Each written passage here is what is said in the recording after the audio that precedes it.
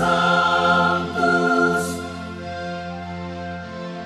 Sanctus, Sanctus Dominus Deus Sabaoth. Salam jumpa kembali saudara-saudariku yang terkasih dalam Tuhan kita Yesus Kristus. Salam sejahtera untuk kita semua. Berkat Allah yang Maha Kuasa senantiasa menyertai kita. Hari Selasa tanggal 13 Desember tahun 2022 adalah peringatan wajib Santa Lucia, perawan dan martir. Menurut cerita kuno, Santa Lucia lahir di Sirakusa, di Pulau Sisilia, Italia pada abad keempat. Orang tuanya adalah bangsawan Italia yang beragama Kristen. Ayahnya meninggal dunia ketika ia masih kecil, sehingga ia dibesarkan oleh ibunya, Eutisia. Sejak usia remaja, Lucia sudah berikrar untuk hidup suci murni. Namun pada saat dewasa, ia didesak oleh ibunya untuk menikah dengan seorang pemuda kafir, namun ia menolak.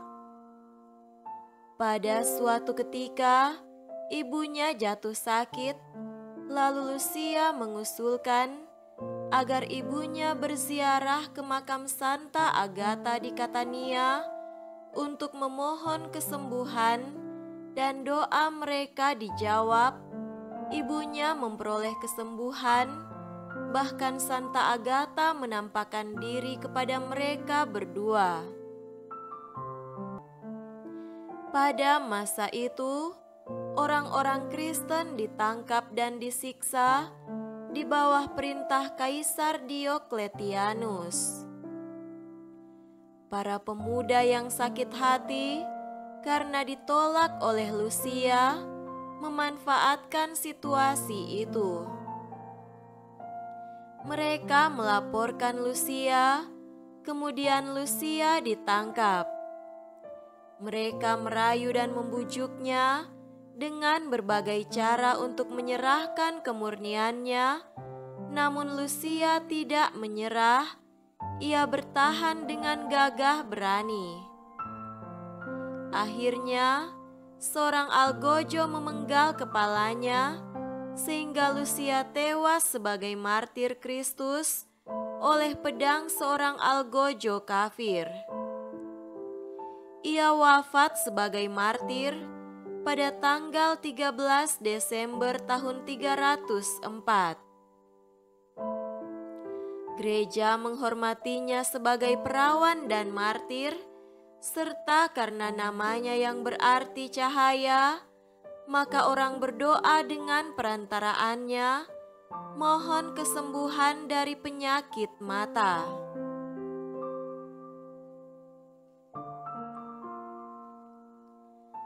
Marilah kita mendengarkan dan merenungkan bacaan-bacaan kitab suci.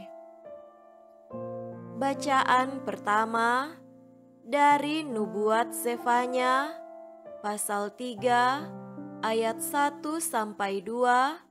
dilanjutkan dengan ayat 9-13. Celakalah si pemberontak dan si cemar, hai kota yang penuh penindasan. Ia tidak mau mendengarkan teguran siapapun dan tidak mempedulikan kecaman.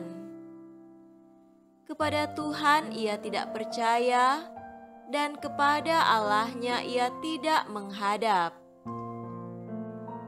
Tetapi sesudah itu, aku akan memberikan bibir lain kepada bangsa-bangsa, yakni bibir yang bersih, supaya sekaliannya mereka memanggil nama Tuhan beribadah kepadanya dengan bahu-membahu. Dari seberang sungai-sungai negeri Etiopia, orang-orang yang memuja Aku, yang terserak-serak, akan membawa persembahan kepadaku. Pada hari itu, engkau tidak akan mendapat malu karena segala perbuatan durhaka yang kau lakukan terhadap Aku, sebab pada waktu itu Aku akan menyingkirkan daripadamu orang-orangmu yang ria congkak, dan engkau tidak akan lagi meninggikan dirimu di gunungku yang kudus. Di antaramu akan kubiarkan hidup suatu umat yang rendah hati dan lemah, dan mereka akan mencari perlindungan pada nama Tuhan, yakni sisa Israel itu. Mereka tidak akan melakukan kelaliman atau berbicara bohong. Dalam mulut mereka tidak akan terdapat lidah penipu.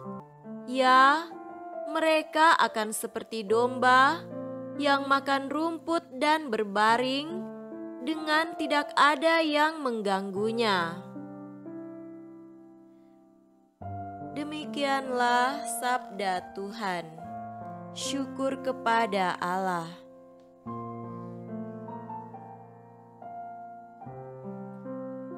Semoga Tuhan beserta kita sekarang dan selama-lamanya.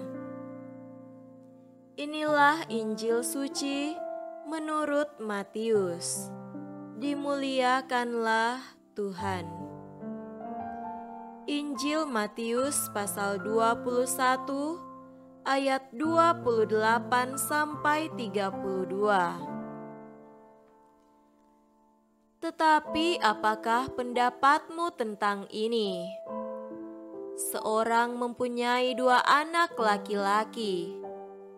Ia pergi kepada anak yang sulung dan berkata, "Anakku, pergi dan bekerjalah hari ini dalam kebun anggur."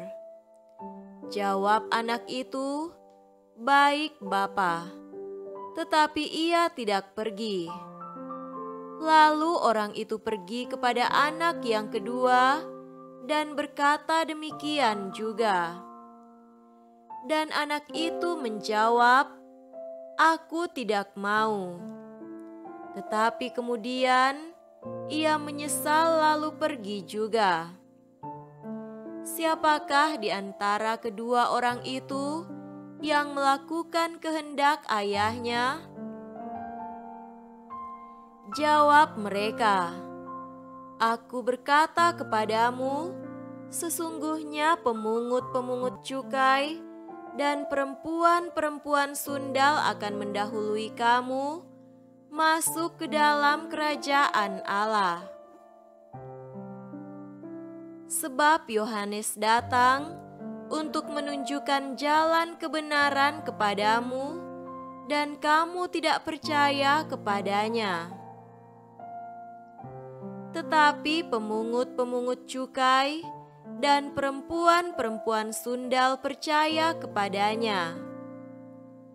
Dan meskipun kamu melihatnya, tetapi kemudian kamu tidak menyesal, dan kamu tidak juga percaya kepadanya." Demikianlah sabda Tuhan. Terpujilah Kristus.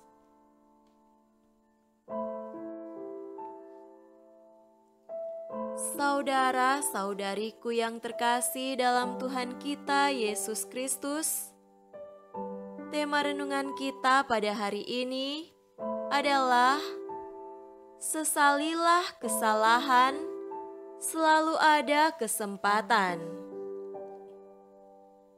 Apabila kita sendiri yang menjadi orang tua dari anak-anak yang dikisahkan Yesus, tentulah kita akan sangat kecewa. Terutama yang pertama, beraninya ia berdusta terhadap ayahnya. Sudah mengiyakan, tetapi ingkar janji. Betapa sakit hati orang tua dibohongi seperti itu. Anaknya berlagak dengar-dengaran, tapi hatinya jauh dari orang tuanya. Sikap ini mewakili orang-orang Israel atau orang Yahudi. Mereka adalah bangsa terpilih dengan ikatan perjanjian yang terus diperbaharui oleh Allah melalui para nabinya.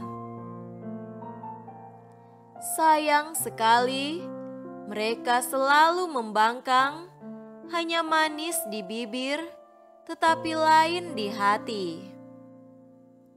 Karena itu, Allah berpaling pada anak yang kedua. Ternyata lebih menyakitkan hati. Dengan lantang ia menolak melakukan kehendak bapaknya.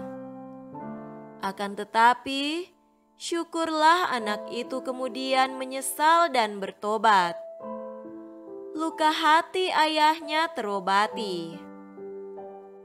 Bersyukurlah kita mempunyai Bapa yang selalu terbuka memberi kita kesempatan kedua untuk menyesali kesalahan kita dan berbalik kepada Bapa.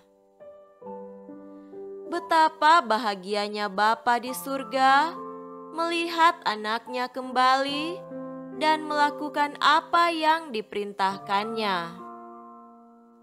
Demikian juga halnya kita yang menemukan kembali arti kehidupan ketika kita berbalik arah dan kembali kepada Tuhan.